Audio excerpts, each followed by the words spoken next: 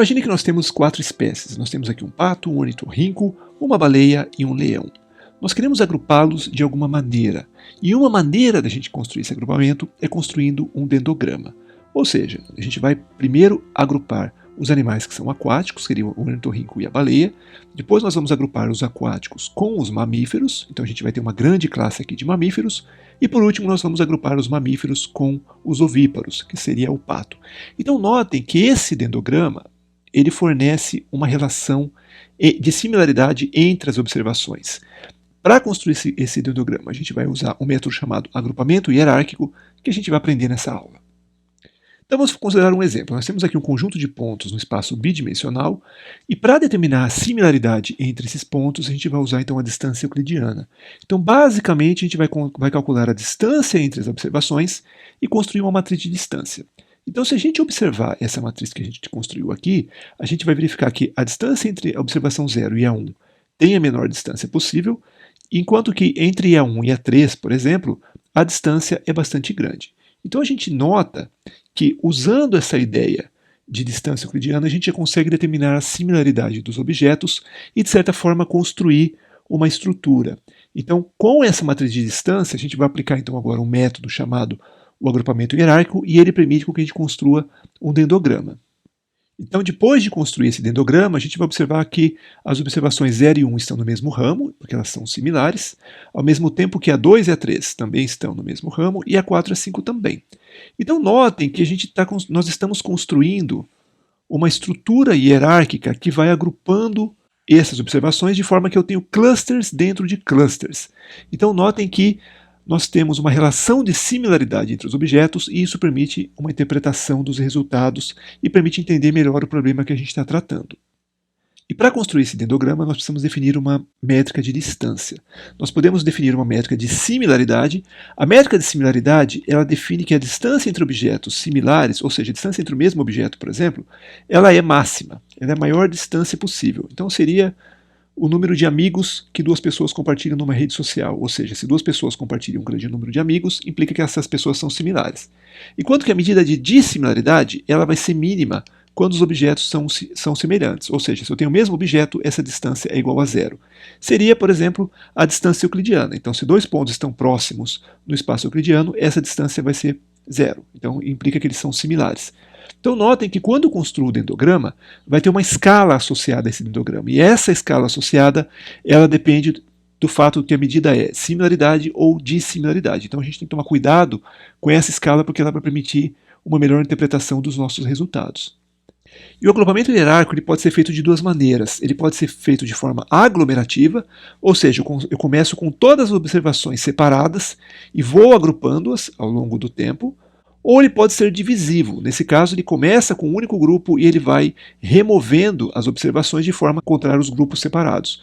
E um dos objetivos do método é tentar encontrar a melhor separação possível, que vai definir quantos clusters a gente vai ter nesses dados.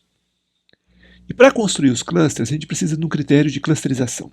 Então a gente vai começar com clusters individuais, então cada elemento é um único cluster, e depois a gente vai definir então uma matriz de proximidade. Então inicialmente a gente vai simplesmente calcular a distância entre os objetos. Feito isso, nós vamos ter uns clusters iniciais.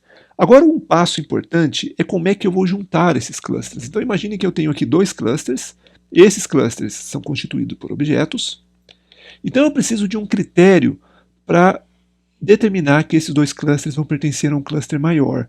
Então, como é que eu defino esse critério? Eu considero, por exemplo, a distância média entre eles, ou seja, a distância entre todos os pontos, ou pego a distância mínima ou a máxima.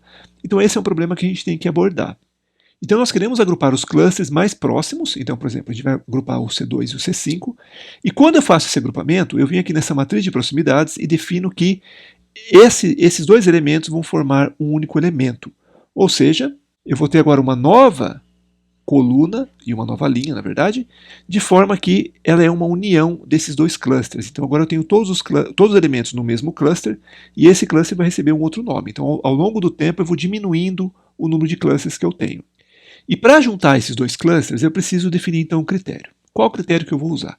Um critério possível seria o chamado Single linkage. O que seria o single linkage? Eu vou pegar a menor distância entre todos os elementos. Então eu vou pegar a distância entre cada um deles, entre esse elemento, por exemplo, I e J, faço a distância de I para todo mundo, faço a distância desse elemento K para todo mundo, e aí eu vou pegar a menor distância de todas. Então essa vai ser a distância entre os clusters. Então a distância mínima é chamada de single linkage.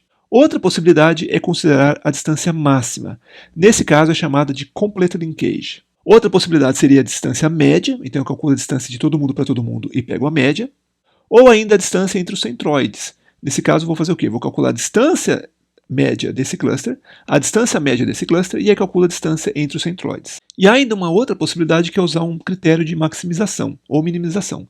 Nesse caso temos o método de Ward e esse método ele tenta fazer o seguinte, ele tenta fazer com que a soma global dos quadrados dentro dos clusters seja sempre pequena, ou seja, ele vai aceitar um agrupamento se essa soma resultar no menor aumento ou mesmo em nenhum aumento quando esses dois clusters são agrupados. E seguindo esses critérios a gente pode ver que nós podemos obter diferentes estruturas de clusters. Então, essa questão da escolha do método de agrupamento, ou seja, do critério que eu vou selecionar dois clusters e vou agrupá-los, ela acaba influenciando muito no resultado. Então, dependendo do método que eu utilizar, eu vou ter um resultado diferente. Então, aqui só para exemplificar, nós temos duas meia-luas, e se nós aplicarmos o método de Ward, Average Linkage, Complete Linkage e Single Linkage, a gente pode ver que o único que consegue identificar os dois clusters de forma correta é o método Single Linkage. E se nós tivermos clusters mais gerais, nós notamos que o método de Ward e o Complete Linkage fornecem os melhores resultados, enquanto que o Average Linkage vai oferecer um cluster de tamanho 1 e o Single Linkage também. Então nós notamos que a escolha desse critério influencia nos resultados.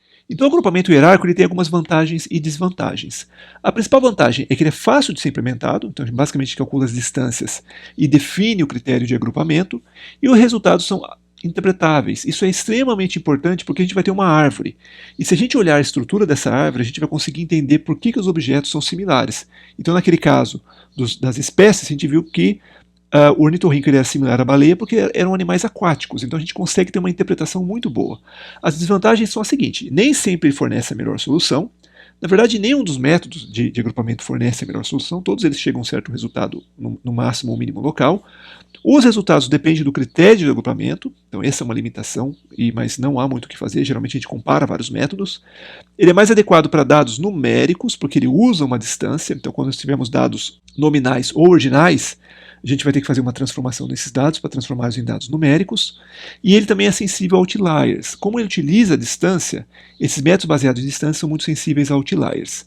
Então, é um método bastante poderoso, é um método muito popular, e é um método que a gente sempre tem que usar para comparar com métodos mais sofisticados. Então, o agrupamento hierárquico é um método muito importante que a gente sempre tem que usar, nem que seja para comparar um método mais sofisticado com ele. Então vamos ver agora como é que nós implementamos o algoritmo hierárquico em Python. Então inicialmente a gente vai gerar aqui um conjunto de pontos em duas dimensões, a gente vai gerar aqui um array. Feito isso, a gente vai calcular a distância entre esses pontos, que nem eu já mostrei anteriormente. E agora a gente vai fazer então o agrupamento hierárquico usando o método de Ward. Então a gente vai chamar essa função linkage do SciPy. Fazendo isso, a gente vai ter uma função chamada dendrogram, também que é do SciPy, e ela vai automaticamente construir o dendrograma.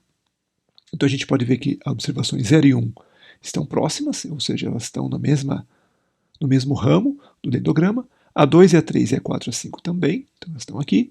E com isso a gente pode então ter uma estrutura de árvore que permite que a gente interprete esses resultados.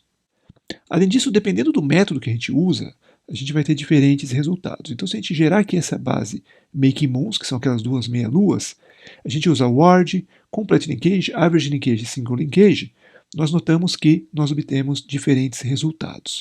E para utilizar esses métodos, basta que a gente chame então esse método cluster do scikit-learn, e a gente chama cluster.agglomerative clustering. A gente vai definir o número de clusters que a gente está interessado, e por último a gente vai definir então um método. Então é muito simples a chamada dessa função, e com isso a gente faz o predict, e aí a gente pode então mostrar os resultados. Se nós fizermos a mesma coisa para outra base de dados, a gente vê novamente que o resultado depende então de qual método que eu estou considerando. E aqui a gente tem mais um exemplo de um dendrograma construído para esse conjunto de dados. E é interessante também que se a gente fizer para dados aleatórios, ou seja, gerei dados aleatórios sem nenhum critério, e se nós fizermos obtivermos os clusters, a gente nota também que o método de word ele vai encontrar clusters também. Então, assim como praticamente todos os métodos de clustering, a gente tem que esses métodos identificam padrões mesmo em dados aleatórios.